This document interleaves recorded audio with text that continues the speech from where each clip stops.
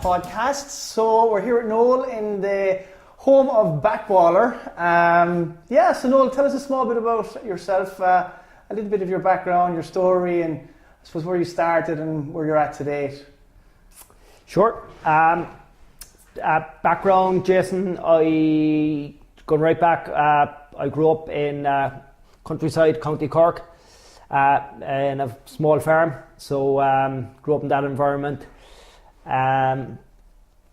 Jump on to the next phase then, maybe 17 years of age, I left school to join the Army Apprentice School, and trained there as an apprentice carpenter. So I was in Naas, Kildare for 3 years there, here in the Curragh. Served my time in the Lebanon, done all that whilst in the Army. And I stayed in the Army for 9 years. I was involved in the farm then as well at home, because during that time my dad passed away, so I was kind of juggling the Army, the farming and that at home. And I during that time as well, I competed in athletics, in middle distance athletics, got to a reasonable level at that, and actually what we're probably going to talk most about today will be the Backballer. The origins of that I would trace back to that time, because chronic injury is actually what put an into my running. And the next kind of phase of my, I suppose, life then was a product came along called the Bricky, which is a do-it-yourself wall building tool that I invented. That came about, I suppose, I was at home building. I'm a carpenter by trade, I'm still a tight farmer who likes to do his own stuff. So I'm struggling at home building some walls, and I just figured if it was something that could aid in the application of the mortar, that it would make it a bit more efficient rather than having the thing slopping all over the place. So I came up with a simple enough template for laying on the mortar, and that really changed my life, because I got super excited about this product, and it was just one of these things like, why isn't this out there? People need to have access to this. So immediately I kind of set about bringing that to market, which completely took me in a different direction, in my life. And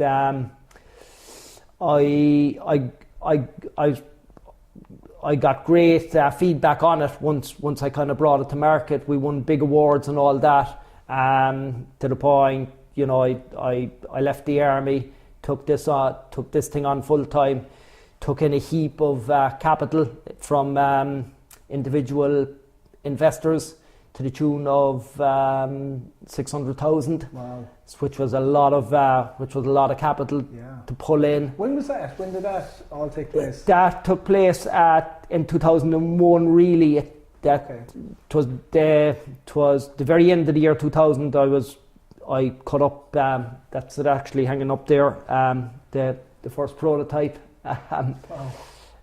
So I made that, and 2001 then it was pedaled to the floor to get that to market. So 2001, and so that's 18 years ago now. It's amazing. I mean, to try and get that off the ground, obviously, like you're now obviously an entrepreneur.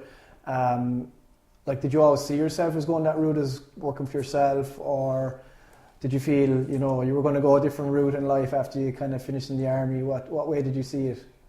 I suppose growing up, I kind of grew up in that environment of my father was a ferocious worker. He had the farm, he worked as well. That wasn't, he still still done loads of work outside that. He'd fence farms for other people. He'd fucking castrate their cattle. He'd cut their horns off.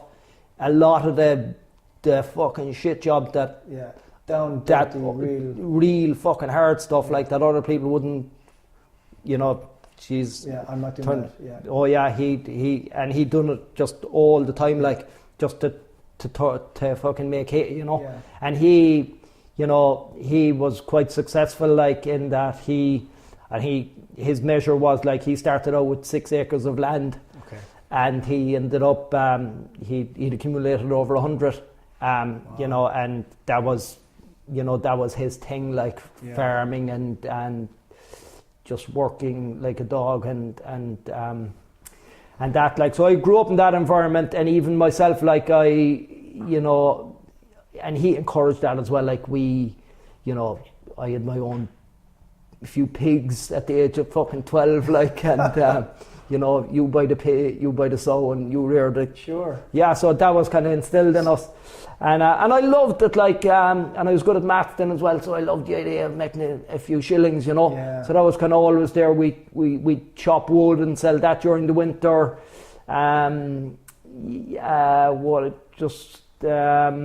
You know, I remember young enough, I invested in my own chainsaw, like, you know.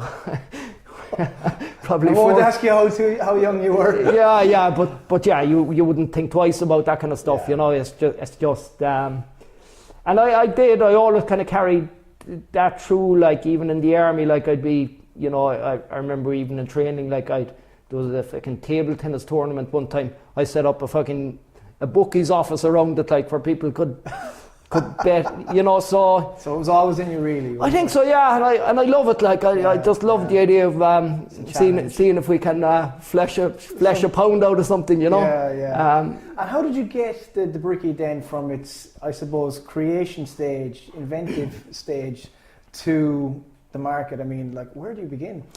Well, the first point there, I hadn't a clue, Jason. Yeah.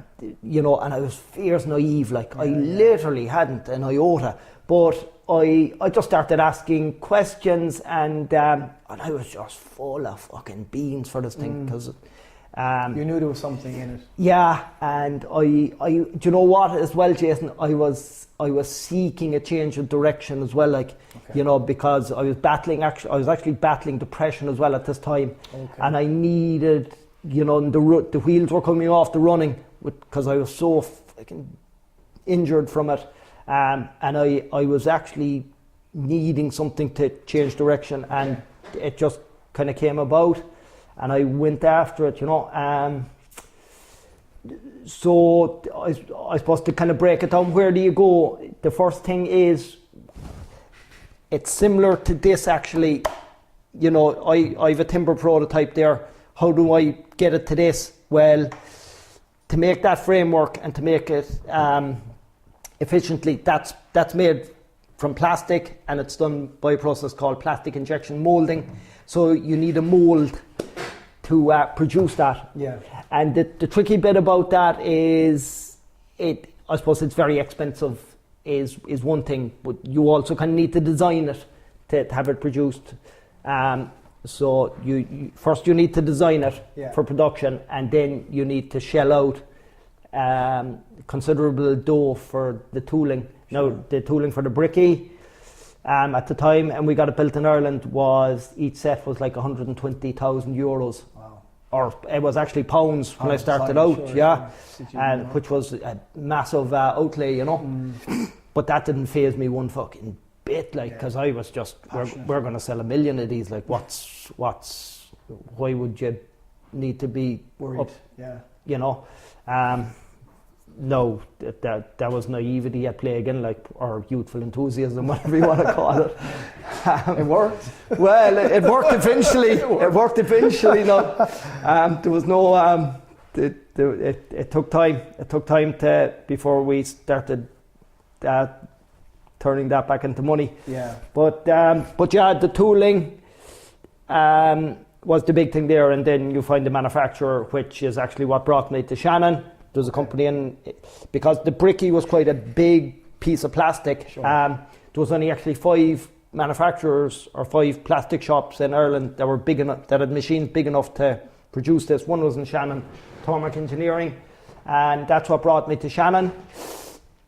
from Cork, and we produced here in Tormark for the next 10 years. Oh. And my job then was selling it. Yeah. And that's probably the biggest bit. Okay.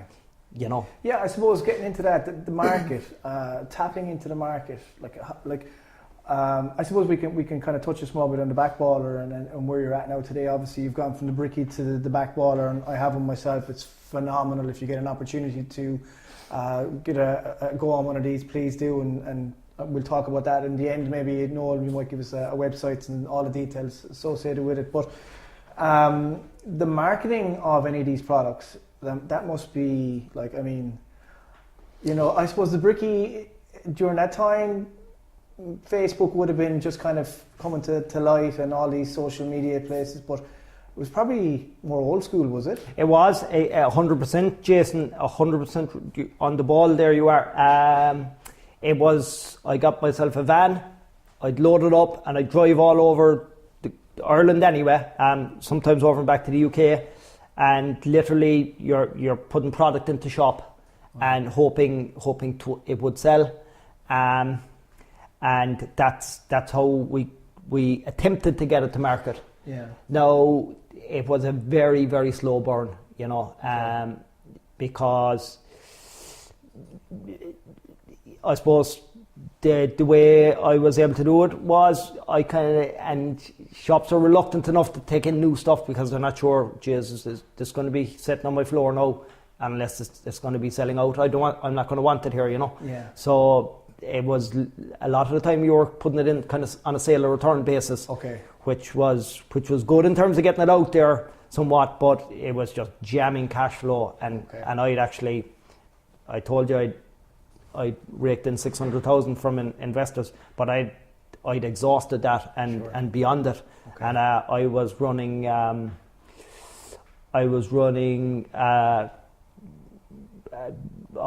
deficit. And just from day to day, like for quite a few years before I got any traction at all going on the Bricky. Okay. What was the turning point in it then? What happened? Was it just that it was in the public eye for so long and so much that it started to gain that traction then? No, it wasn't even that. From day one, the bricklayer, the professional industry knocked the Bricky, as in they kind of seen it as a bit of a, I suppose they seen it as a bit of a threat. Okay. And it was kind of, and they'd be vocal enough then and kind of being quite dismissive of it, you know, and they didn't really want to see it succeed, I suppose. Sure. For, you know, as you can appreciate, they felt it may threaten jobs and so on and so forth. And just be a bit destructive from that point of view. The turning point came when I got a break on QVC, which is infomercial television. Yes, you know, well. Yeah, there you are. So, and the minute the first show we got on there, like the thing just boom. I got a chance to demonstrate it with the presenter, and the thing just sold out. Wow. And so I worked with QVC and another shopping channel, Ideal World, for a few years, and that's the only area we were really making hay, you know. Yeah. And so I suppose jumping forward, let's get into this phenomenal piece of kit. I mean, everyone has it, from our homegrown, I suppose, Keith Earls to Roger Federer. I mean, it's going across the globe now, and it's been in America, UK, Ireland, and you'll probably tell me many other places now at this stage. But I suppose from a marketing point of view now with the Baller, it's obviously more social media. Is it gone to that level now? 100%, Jason. Yeah, that's kind of where we've been driving it, really. Yeah, Hannes here is the man who kind of really heads that up here. He's very savvy in terms of getting it out. Yeah, and just kind of running the machine, you know, and keeping the oils on the wheel, really, in terms of keeping that fresh and just everything functioning right, you know. Sure. Let's talk about this product. How did this come about? as I said at the beginning, the origins go right back to when I competed as an athlete, and chronic injury into that. Okay. No, Jason, I went from, when I was fit, I could operate 5-minute mile pace. Wow. I ran 31 minutes for 10K, 15, 12, 5K, good, solid fucking, at a solid level. I was pushing to get to the Athens Olympics. Wow. But that wasn't happening. Sure. I'd hit my level and Peaked. I was running 100 miles a week. I was grinding my body to where it wasn't probably designed to go. Sure, yeah. And chronic, so I was running 5-minute miles. Yet if I stood up off the chair at the time, I couldn't stand up straight. Oh my God. So it was. You definitely had pushed it too far, I suppose. I had, and I had an operation then as well, which I think tightened things up. But I went from that then, the Bricky came along, I got married, had family, and exercise just got shoved to the back burner. Sure. I went from training twice a day to 0 a day. Okay. And over the next 10 years, 30 kgs went on. Wow. I went from 60 to 90 kgs. And I was never entirely happy about that, but a few times I'd attempted to go back and do a bit of training, and the old injuries would always come back and bite at me. Yeah, sure. And I kind of figured I kind of resigned myself to the fact that I'll never get back to where I was. Yeah. Not just that, but never even be able to go out and run and stuff. Really? Oh yeah, it was that bad. Yeah. But then I started developing back pain, which was another minefield now again, and that started really getting quite severe. So it was I suppose 3 years ago now. It coincided. I was managing our local under-16 hurling team here in Shannon, and I'm looking at these young lads coming in, rolling around the floor on foam rollers. Sure. And I said, Jesus, that looks clever, We didn't have these when you know. And do you remember them using the old 4-inch pipe? I used to use it years ago. Sure. I used to use it just to try and ease out the muscles. I wonder what year you had that. God, it was back in 92, I'd say 93 maybe. That's when I started doing it. Really? That far back? Yeah.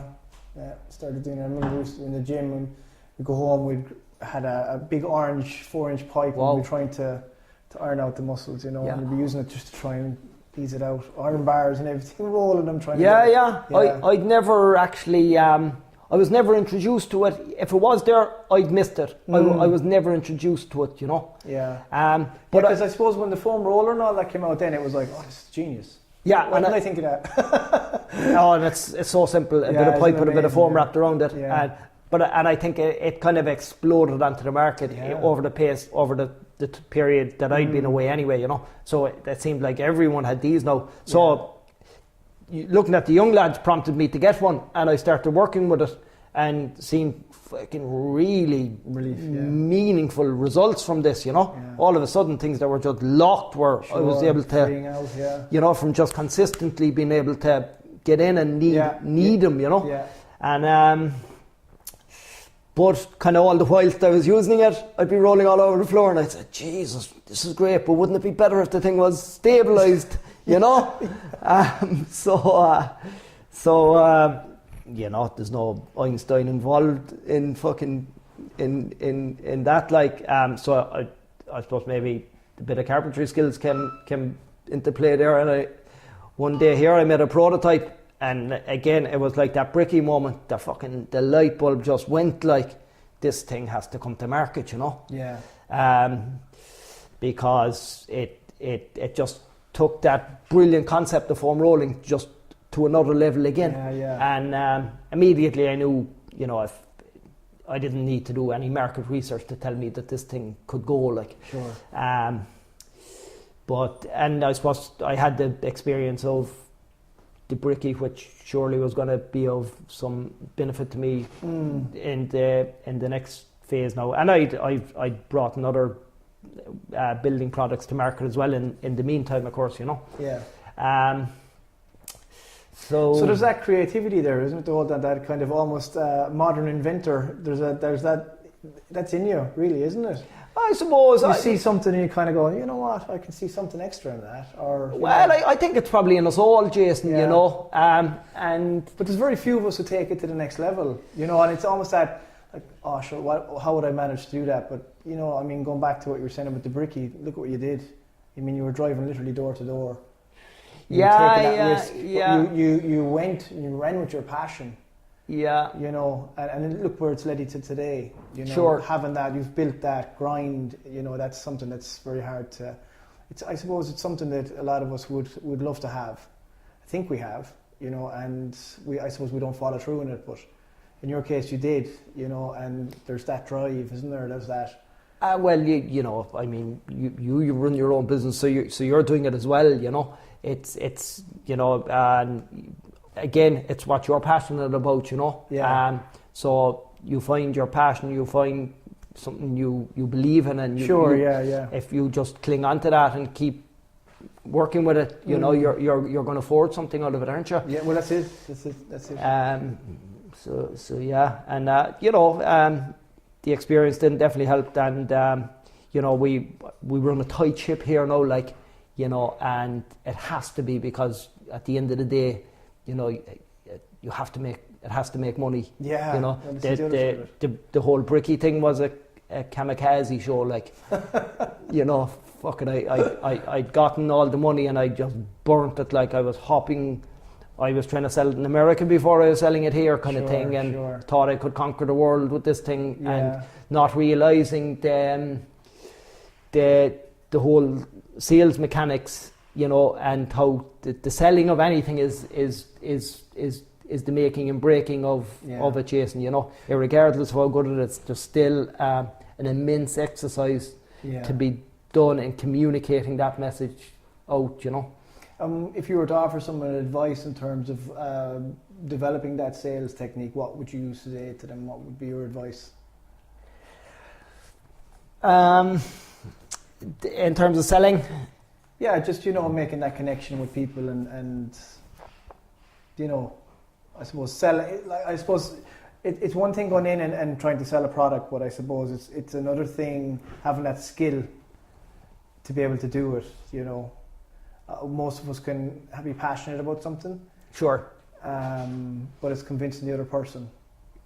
So would Noel have any tips for any secret tips? Have I any tips? I'm not sure. I think you know, people do. If you're genuinely passionate for it, I think people will sense, you know, if this is real or if it's put on. You know, I think so. I think that's paramount. That has to be there. You know. Okay. And you know, it's like your colleague there said to me, he says, I love the way you put yourself out there, you know. And it is that really too. Like there's no expertise in you know, such really is there. Yeah. You know, it's if you have something, you just try and communicate it to the best of your ability. Yeah. You know. I suppose really, so you're looking at kind of the passion for the product, the belief in the product, and making that connection with people, aren't you? Yeah, and then Jason, of course, it comes down to business decisions, you know, ultimately, because, you know, for example, with this, I knew straight away it was going to be levied at me.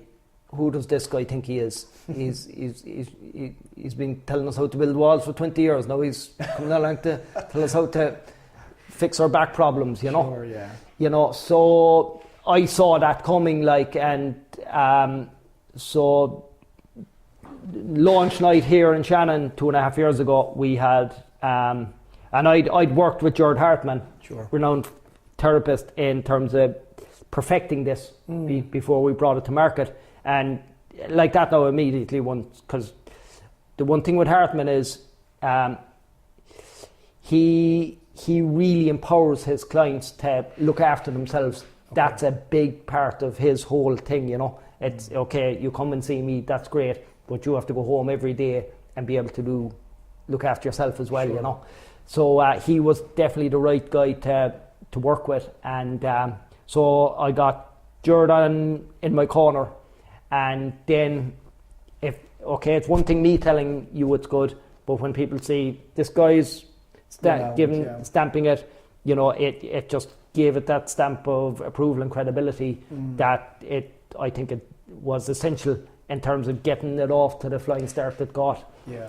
You know, with Sonia O'Sullivan there as well on that evening, of course, who's... yeah, there's some huge names. Do you want to kind of share with us some Well, it kind of led from there because, you know, Paula Radcliffe got it straight away. You know, again, Hartman connection. Yeah. Even Keith Earls getting it again, all through Hartman because all the top athletes in the world come through him. You know, and it just fed out from there. You know, Ginny Meadows, British 800 metre record holder. You know, she was on it quickly. Mo Farah then was on it. You know, Laura Muir. You know, athletes will appreciate what she's done recently. You know, when people see the top athletes using it, they all want a piece of it. And it kind of went out from there. We got a massive break. Then actually, Man City, they were the first Premier League club to get it. It was just over 2 years ago now, the 5th of January, the year 2017. We were sitting here and an order came in through the site direct from Manchester City. It must be fierce exciting. Pardon? Just fierce exciting to see something like that. Oh, that you're kind of wondering, is this a joke? No, and it was a bit of a we kind of knew, Jesus, this is good, all right, you know. And we straight away we put it up as a Facebook post. Man City have signed Backballer, and we got great traction out of that because you know, a couple of radio stations rang us, good few newspaper articles covered it. You know, that it was a bit of a real this guy. I suppose it really cemented then. You know, this guy Doman Shannon here is onto something. You know, if he's clubs like Manchester City buying his product. Yeah. And then you were telling me prior to the conversation today, we were just chatting there, like it was in the States as well. You went over to NFL, and what happened and how did you manage to get to the other side of the pond in that respect? Again, I suppose Irish connections, you know, Irish connections that work with clubs in the NFL. Miami Dolphins were the first NFL club to come in and place an order. That prompted me to go over and visit them. And whilst I was there, then we set up as many meetings as we could with other NFL clubs, and we found they were all very receptive to what we had to offer. And there's a picture on the wall there. Actually, you'll see I'm in with the San Fran 49ers, the New York Giants, the New York Jets, Dallas Cowboys. You know, so yeah. Look, when people see this, Jason, they and especially when they get home and use it, they straight away. They realise this thing works. You know, it's phenomenal. It's better than a conventional foam roller, which all top athletes use. Yeah, absolutely. Yeah. You know. And your next little phase is this guy. He's this is probably the coolest little kit here, and it literally fits in your gear bag. You can, you know, I suppose this is something you can have, and it's quite stable, but this is actually incredibly stable for the size of it. Yeah, we've just literally launched this last week. It's the great thing about this is the stability of it and all that. That I suppose if there's a drawback to it is, you know, you've a lot of athletes going to games and stuff every week, which is probably the time they're most inclined to do this stuff. Yes. You know, is before you're going out playing a big game and stuff, and you know you feel, Jesus, dread that little twinge in my leg now. Sure. And you're inclined to get down and give it a roll. And of course, we don't all have loads of masseurs, therapists around to do it just when we need it. Absolutely. So, you know, and again, they're familiar with having foam rollers going around. So this was quite obvious, and it was quite a while in coming. We actually got burnt from China with one of our suppliers that delayed the whole project quite a bit, but we got there in the end. And Yeah, it's just the compact. It's compact. It's the transportability of it. You know, the ease of carrying it around is what's gonna really establish that. Yeah, and of course, it's only half the price then as well, which makes it very digestible for people. So, like, this is €60. That's €30. So for €30, like, you have your foam rolling off the floor. Yeah, it's incredible, isn't it? You know, so at a you know, quite a low entry point, you're taking your foam rolling to that next level. Yeah. So can I just ask you, I suppose, moving away from that slightly, a small bit about, I suppose, obviously there's Noel the businessman, but there's also Noel the husband and the father, and how do you fit it all in? How do you keep that focus, that drive? Sure, Jason, isn't it the same as yourself? I don't want to be giving you any smart answers. Like, it's a juggling act. Every day it's a juggling act, you know. Yeah. So you just navigate from day to day, really. Yeah. And it's, you know, it's trying to keep the wife happy is the key to it, which is not an easy job, because you know, this hawking this around the place is quite demanding. You know, I was in Dublin now this weekend. You know, the weekend after next I'll be in London. Yeah. You know, I have a few more trips kind of in the UK on the horizon. So you are travelling in a way quite a bit. Yeah. And you know, look, life isn't a fucking, you know, you just have to fucking get on and do it. Like, there's you can't be. Yeah. What keeps Noel driven though? What's that motivation? What's that drive that you have? It's just to survive, Jason. Yeah. We're all fucking animals lumped here on this planet, and our instinct is to survive. And Noel is no different from anyone else in that regard. We're here trying to eke out an existence, and I honestly believe it's kind of that simplistic and crude. You know, there's and you know, we use what instincts we have and or what abilities we have as best we can to navigate our way through it. That's true. You know, I suppose it's the truest answer for sure. But like, you've got back into training, I believe. You're back in doing, did I see you're doing a bit of cycling now? I thought I saw it there recently, you were doing a bit of cycling. You've ventured into that game. Is that true? Yeah, I decided, I'll give it a go. And a bit like that, I've kind of literally have thrown myself into it. And into the kind of competitive of it, which has been quite interesting, because I suppose if you go to a running race, you get an all merciful variations in levels, from the elite guy to the lady in her 60s who's happy to walk around. Sure, yeah. You know, but cycling, you've your elite guys, but then there's kind of, you don't have anyone walking or pushing bogies or anything. Yeah. And they all have their, even at the entry level, they all have their couple €1,000 bikes and the gear, you know, and they've their work and their training done. And I've kind of arrived on knowing, you know, somewhat I don't have the training done, but I want to give it a go anyway. And the best way I kind of I'll just throw myself into it and kind of see what happens. So 3 weeks ago the season kicked off, and there's been a race each week. So I've went to the 3 races. I've came last, second last, and second last, which is fine. I've no problem with it. I was, you know, for example, this Sunday gone now, I was blown out the back straight away. You know, just couldn't live with these guys, even at the entry level.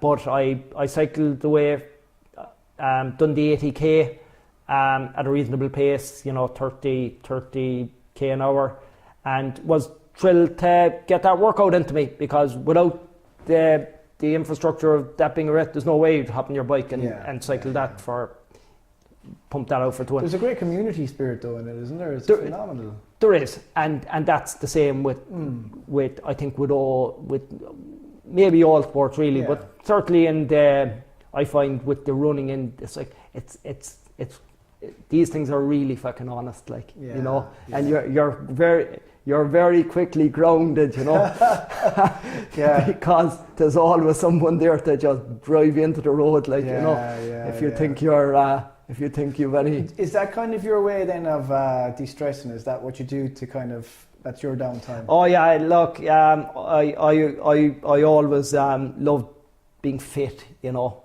and so I'm kind of starting to tap back into that now a little bit. And I suppose the other kind of motivation for the cycling is it kind of is to balance it with the running. I think running will always probably be my kind of first love or passion, but I'd be fearful that if I took off running 7 days a week again, you know, I'm okay maybe 2 or 3 times a week. If I'm in full tilt, you know, I still manage issues that I use these products for, obviously, and I think the cycling kind of helps the balance. So that's kind of the thing there. But 100% that's my de-stressor. To go out there and hammer out a good workout. You know, you just feel so much better after it. It just chills the whole body. Just a nice release of endorphins. Yeah, absolutely. I suppose for you have a routine then every day. You get up in the morning and you set your day out. How does that kind of look on a daily basis for you, or does it change every single day, or can it be hectic, or do you find that you give yourself a little bit of time before you start your day? For you, do you kind of find that you ground yourself a little bit in the mornings, or are you just straight in? Yeah, no, I do tend to, let's say, I'll typically get up at about 7 to 7:30 it could go to, you know, say around 7:15. I don't have an alarm clock or anything, generally it's just, but generally I'm first up at home. I'll go down, I'll have a simple enough breakfast. I've kind of tapped into the plant-based, I bought into the plant-based diet quite a bit now, so before it would always have been cheese in the morning on bread, whereas now it's boring enough now, but I'm really happy with it. I'll have maybe 2 slices of bread, throw a bit of olive oil on it, a banana and a few nuts. That's typically my breakfast. Is a bit of avocado there, I might have that, something like that, but yeah, I don't use cheese anymore. I've cut that out. And yeah, I'll kind of put on the telly, watch a bit of the news, and kind of chill for a bit. And generally I'll be here then, the kind of kids then are up and you have to do a bit with them. Now the wife does all the heavy lifting, but generally my middle lad has autism, so generally I'll dress him and I kind of get away with that, you know. And I'll head out the door then. You're ticking that box. Generally I'm here then around 8:15 kind of way, you know. And it's you know, and you're dealing with orders and emails and issues, and you know, I suppose you're always kind of thinking, you know, the next step in terms of marketing or even product. You know, we've a few products to come in the pipeline, so that's always happening. And but I suppose you always have to have an eye on where can we get the next push on with what we have, you know. That's really important, just to keep the sales coming in consistently, you know. Well, look, it's been brilliant. Where do people get one of these? How can they order? Well, worldwide, they're available obviously from our website, backballer.com, and it's in Ireland. It's fabulous because we offer free delivery. We have a fabulous service here when on post, and it's free next day delivery. The UK, it's free 2-day delivery. Worldwide, then we ship worldwide, and again we kind of subsidise the price of it, so the most anyone pays for shipping is €10. And we can ship worldwide 2 days even to Australia. Yeah. You And know. you have all videos on your website on how to use the baller. And Yeah, we've information. it laid out as well as we feel we can in terms of instruction, in terms of how do people get this and get the absolute most out of it, you know, because it's not just a great tool for your back. Yeah. Obviously, it does that, which it was designed fundamentally for, but you can use it for every area of your body. Sure. And the program we've kind of designed with it is designed to work from head to toe. Right out, yeah. Yeah, Okay. so your back, upper back, lats, glutes, hamstrings, ITs, quads, groin, calf, and